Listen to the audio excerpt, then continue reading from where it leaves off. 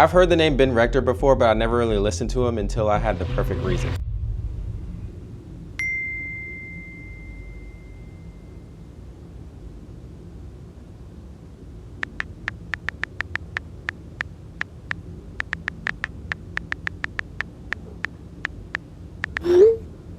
I mean, I knew a couple songs like It Would Be You, Brand New, and Sunday, but that's it. So I thought this was the perfect opportunity to dive into his music to prepare myself and see what I've been missing.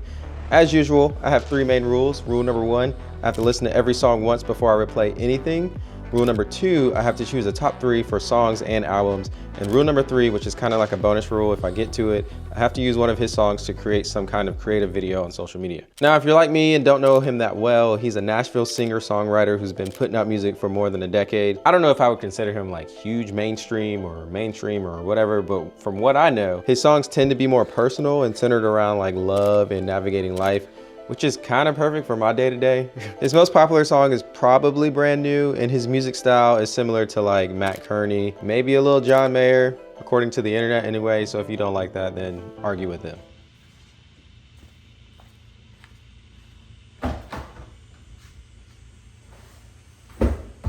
So the first album is called 20 Tomorrow, and I can't actually find it on Spotify, and so I'm having to use YouTube to listen to the songs.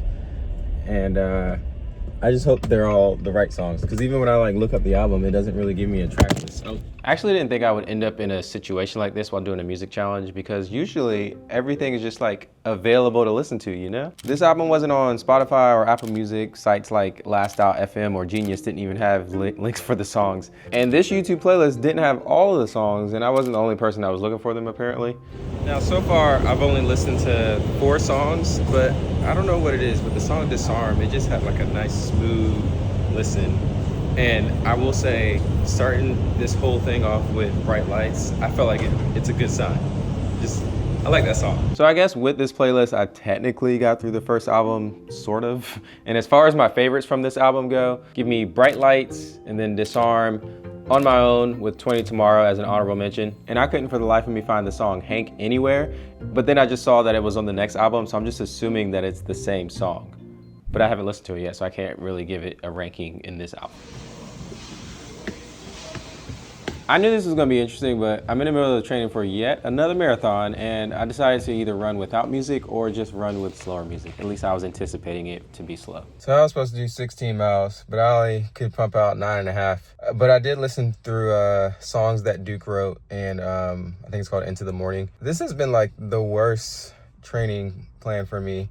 Like for some reason, the past couple weeks, every time I start running, when I get into it, I start feeling nauseous, and I don't know why. But at one point, I just had to pause the music and just try to focus on surviving, really. Because, I mean, it's not the best music to run to. It's definitely not on my like normal playlist. But yeah, I'm tired. Can you tell? I ended up stopping the music like a song or two into the Morning album, but I did manage to listen to the rest of that on the way to work. But to backtrack, for the songs that Duke wrote, I arranged them by putting Ready for Change as number 1, followed by The Kill, The Feeling with The Sophomore, Associated, and After All as an honorable mention. Honestly, I just felt like the song Ready for Change was just the most relatable song, to me anyway, because I think I just need to get better at just stepping out of my comfort zone, especially if I want to see something change in my life. And I just thought that this song was a good motivator for that. Now, for Into the Morning, I feel like this album was good. Loving You Is Easy was definitely my number 1. Then When a Heart Breaks and Moving Backwards, with The Beat, White Dress, and When I Get There as honorable mentions. So even though I had it as an honorable mention, when the beat kicked in for the song White Dress, I had a moment where I was just like, ooh, that's good. And not that I had like low expectations or anything, but this album helped me look forward to the next couple of albums, because I just knew that tomorrow I had a lot of time to listen to however much I could. I ain't even gonna lie to you, yesterday I didn't listen to a single song. I was slacking basically. But today I have to drive 3.5 hours, roughly. I'm going to my cousin's wedding, and so I have a lot of time to listen to at least, I mean, I feel like I can listen to almost everything. Not really, but I'm listening to the next 2 albums. It's more calming music. It is kind of more chill drive music, I feel like. I'll probably throw in some podcasts and some like audiobooks or something in there in between, just so I don't get burnt out, really. This was a one-day round-trip road trip all by myself that would have a total of roughly 8 hours or so. And as I began the Something Like This album, I became oddly optimistic. When we go places, Abigail and I typically like to try new coffee places, specifically local ones. And even though this town is more or less like we come to this town every now and then, we still haven't been to this place. And I personally just usually get like a vanilla latte or some kind of flavor that's my base to see if I would like coming back here ever. Although I will say this has one of my least favorite phrases on it already. Live, laugh, love.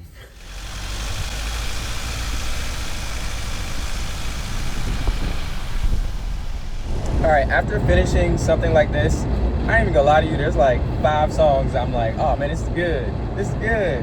I think Let the Good Times Roll, or whatever the first song was, I really like that one. Song for the Suburbs, Hideaway was another one. Home, the last song of the album, I thought that one was good. The Way I Am. And there's another one that I can't remember the name right now. Yeah, it's gonna be interesting to see how I officially rank these. Because I do wanna read the lyrics eventually, but obviously I can't do that right now before I listen to the next album. There's also that game of like, the song may sound good, but the lyrics might not be as good as another song that has better lyrics but doesn't musically sound as good. To me, of course. Basically, I ended up choosing Let the Good Times Roll, then Hideaway, then Never Gonna Let You Go, with You and Me, Home, and Way I Am as honorable mentions. Like I said though, this album was just good. I mean, like, put the rest of the album as honorable mentions. Eventually, I made it to my home state of South Carolina and was still cruising, and I felt good because it was also a nice day for a drive. It's raining like crazy, but that last album, that song Making Money, and I feel like I gotta yell, and I Like You or something like that, good song. I'm visiting my dad while I'm here, so that's why I'm stopped. Now, before I got to the wedding, I did end up finishing the Walking in Between. And the only thing I knew about this album was that when I told Abigail that I was listening to everything, she said that this was one of, if not her favorite album. So with that being said, give me Forever Like That at number 1, When I'm With You at number 2, and I Like You at number 3, with Follow You, Life Keeps Moving On, Making Money, and If You Can Hear Me as honorable mentions. One thing I will point out is that the first song of this album, Ordinary Love, didn't like hit like the rest of them. Like with the Something Like This, whatever the name of that album was, When Let the Good Times Roll, that was a good song to start off. Not that Ordinary Love is not a good song. It still is a great song. It just didn't hit like the first. But at the same time, this entire album is also more of a love album. I know that he makes love songs in general, but this album to me just seemed more like a love song type of album. And I don't know if that had any influence. Man, what a day. I hope you get a chance to, just hang with your family as much as possible. I saw some of my cousins that I haven't seen in a very long time. So anytime you get a chance to hang out with your family, just do it. You won't regret it, especially if it's those family members that you don't see all the time. I will say before I get going, the next album that I'm listening to is called Live in Denver, or Live from Denver. And one of my friends said that his favorite album or albums are his live ones. And so I'm kind of looking forward to it. And then because I'm capping this off with the actual live concert, I think I'm also it's gonna make me look forward to it even more. Now the drive back, I was in full force, and I'm just glad that I had a decent sunset, even though it was fading quickly. I'm just telling you, live albums, man, they remind me of why I enjoy going to concerts. From that live in Denver, I have to give it to Let the Good Times Roll, number 1, When a Heart Breaks, number 2, and I Like You as number 3. We give The Beat an honorable mention. Also, Dapper Doug, because shout out Doug, and I bet if Doug, wow, that's a loud motorcycle. Shout out Doug, because like for the rest of his life, he's like, I'm that Doug that was wearing that bow tie. So, shout out Doug. Before I listen to Brand New, which probably has the song Brand New, arguably his most popular song, I have to do something to make this experience a little bit better. Thank you. Have a good night. You too. Tip for you, if you want to order Taco Bell, because it's not the easiest thing to eat while driving, get like a burrito or a Crunchwrap Supreme, or even the fries. That's exactly what I got. As I demolished my Taco Bell, I got through Brand New, and I would say that my top 3 from this album were Brand New, Paris, Note to Self, and favorite song Like the World Is Going to End, and 30,000 Feet as honorable mentions. I really tried not to be typical and pick Brand New, but hey, it's a good song. Eventually, I put on an audiobook because the songs, they were good, but they were nice and chill, and it was like, I had like an hour and a half left to drive. It was dark, I was tired. So this is the series that I've been reading recently, if you're interested. Man, after yesterday, you would think that like today would have been like more eventful, but it was not. But I did manage to start the album Magic. I reached my destination and I only listened to 4 songs so far off this album. And I just want to say the song Old Friends, it had me like, I mean, I guess this is the purpose of the song, but it had me thinking of like my old friends. So first, let me say shout out to Lucas and Dylan. I'm probably going to text them just to, see how they're doing. Sometimes you don't talk to your old friends as much. Maybe if you're watching this, just check on your old friends. It was mainly like part of the lyrics from the chorus, which say, you can grow up, make new ones, but the truth is that we grow up, then we wish we could go back then. There's nothing like old friends. I guess what I'm trying to say is that song is just really relatable, or it just made me think of my old friends. For the rest of the album, I'd rank it like this. I got Drive as number 1, Old Friends, and then Duo, which is kind of funny because that's how they are ordered on the album. But I'd also have like Extraordinary, Magic, Love Like This, Kids, and Boxes as honorable mentions. Honestly, the song, like the entire album was just really good. One thing I will point out though is that the song Wherever You Are gave me Phil Collins vibes. Like, I felt like it should be like in a Tarzan movie, you know what I'm saying? So by this time I found a rhythm, at least I felt like I found a rhythm of listening to at least 1 album a day while doing my day-to-day things. I was even gonna listen to the Magic Live album while driving around with my son, but if you have a toddler, then you know exactly how that happened. We did not listen to that at all. So I respectfully waited until the end of the day to at least start the album. Another day of running and listening to music that I don't normally listen to while I'm running. It's also really early, so I'm kind of tired. But I got 6 miles today, and I'm gonna finish this live album and then cue up the next one. At the beginning of his cover of Never Gonna Give You Up, he talks about like how at concerts or shows, audiences start to clap and they're always off tempo. I can relate to that. So I agree with him. Don't clap until you hear the drummer, unless you just wanna be the one that claps off beat. Eventually the album did end and his Christmas album started, and honestly, this was my mood. Okay, maybe that's a little exaggerated, but considering that it's just not Christmas season, I just didn't have that Christmas spirit in me. 6 miles in the bag. I got to have yourself a very little Christmas or whatever. But as far as the Magic Live from the USA, I gotta give it to Drive, Loving You Is Easy, and Duo, and maybe like Note to Self. I don't know, future Relly will organize it for you and rank them. I'm tired, man. I'm gonna listen to the rest of the Christmas songs on my way to work, though. Now I just gotta do the Strava trend. I'm on a coffee run for me and Abigail. Sometimes we get coffee, sometimes we make it home. But the place I'm going is like literally 2 miles down the road. So I'm gonna try to finish these last 2 or 3 Christmas songs in the meantime. It's funny because I feel like I'm almost like cheating on our other local coffee shop. Because the one close to us, we just like it. And then now this one, while it's not a full storefront, it's still good. I have successfully delivered the coffee, and now I am on my way to work for real. But for the Christmas album, I would have to give, Rudolph number 1 for sure. And then this Christmas, even though this is just my opinion, I like the Chris Brown version better, but it is what it is. And it's the most wonderful time of the year. I think that's gonna be number 3. What's interesting about them is like, they're all the same. Like we all know the Christmas songs, but it just depends how people do them. And that's why I feel like Rudolph's number 1, just because it's a different way that I've heard Rudolph before, I'm not gonna lie though, because I was like low-key stressing because I know the concert is in 2 days. And first thing, we hadn't even bought tickets yet, which I know is kind of bad, but we should probably do that today. And the second thing was I thought I had like a bunch of albums left to listen to, but I only have 2, 3, I think. And one of them's a live album. And let me just say, I've enjoyed the live album so much, and I know I don't listen to live albums in general often, but listening to these past 2 live albums, it's made me anticipate and get more, I guess, excited for the concert. Just because live shows in general are typically better, especially if the person's actually musically talented, and they just always do things different than what you expect in the song, or they add some flair to it. On the way to work, I started The Joy of Music, and I knew 2 songs on this album already, Sunday and It Would Be You. This was one of those days when I was by myself, so I was just in a vibe doing what I was supposed to be doing.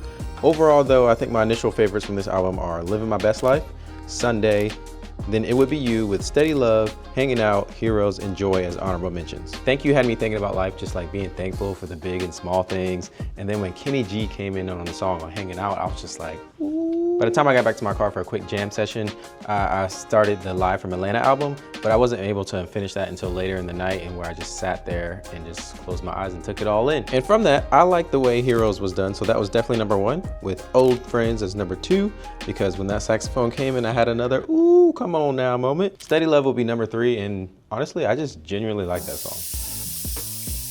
Another average day, but I managed to make it to the last album with 1 day to spare. In other words, I totally miscalculated and started this music challenge a day earlier than I was supposed to, but it is what it is. I took in this last album while I did some typical house chores, and I knew nothing about this album at all except for the fact that this concert that we were about to go to, the overall tour was named after it. But I really like the song, The Richest Man in the World, because it kind of gave me a sense of gratitude.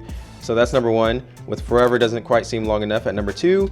And then I Got It Bad For You with Praying For Me and Release as an honorable mention. The solo on Release, it just gave me like classic rock vibes. And I'm telling you, man, the first song, he doesn't miss. It's so good. I did manage to make some kind of like creative video using one of Ben Rector's songs. So if you want to see what song I chose, go visit my social media accounts. You know, truthfully, I just didn't have any expectations of Ben Rector. Like, I knew it wasn't going to be bad, and I knew in general that he was a good artist and really good live. I just didn't know how good, you know? Do you know who Ben Rector is? No. Not even one song? A song? Yeah, he's a music artist. Nope. Not at all. Okay. I mean, you might know one song for me. Take it. Like movies and stuff. This guy. All right. See you later. You should go check out Ben Rector. I'm gonna jam to it now. That's up to you. I know people might have mixed feelings when it comes to this, but sometimes when I go to concerts, depending on how much I know the artist or how well I know the artist or their songs, I'll go to a site like setlist.fm and figure out what songs they're going to be singing on tour. Again, I know some people want to be like surprised, especially if you know all the songs. You just want to like know that you don't really have to like have a song that you don't know. But for this one specifically, because of the amount of songs that I took in within the week, I'm gonna look at the set list, or the alleged set list that he's gonna sing tonight, so I can just be prepared. Sometimes it pays to wait because we hadn't bought the tickets yet, and we just bought them not too long ago.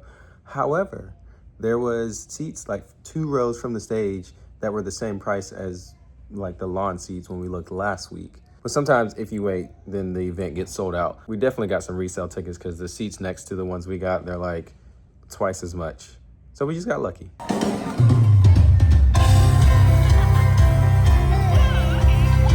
Now, as expected, the videos from this concert just won't do the actual experience justice, but it was so cool to first know some of the songs, but more importantly, learn even more about like Ben Rector and the rest of his band. Like an example is how his saxophone player, David, joined the band because of a little social media magic, or just being that close and being able to see the musicians play off of each other, which I know happens in other artists and other bands, but still cool. One thing that I thought was cool was that for each night of the tour, he was sharing the live recording of that stop with the audience. And I personally have never seen something like that or been in that situation before, but of course, our show had a glitch, and so we got the next show as well. Now, after it's all said and done, my favorite Ben Rector songs as of right now, including all of the live versions of songs that I've heard, are Drive, Loving You Is Easy, and probably Living My Best Life, with When a Heart Breaks, I Like You, and Steady Love as honorable mentions. And I mean, I'm not gonna lie, that was kind of difficult because he does have a lot of good songs. As far as albums go though, I gotta put Magic as number 1 with Something Like This, and then either The Joy of Music or The Walking in Between as number 3. I honestly can't decide. I don't know how I'm gonna decide, but eventually I'll decide. It might change. I don't know. Bottom line is I think that this like format of like listening to an artist, like binge listening to them for a week straight and then going to see them live might be a new format that I might be interested in. I just gotta find out who's next now. Sunday morning views quickly turns to afternoons. It's like that I can barely go and catch it, kinda how I feel with you.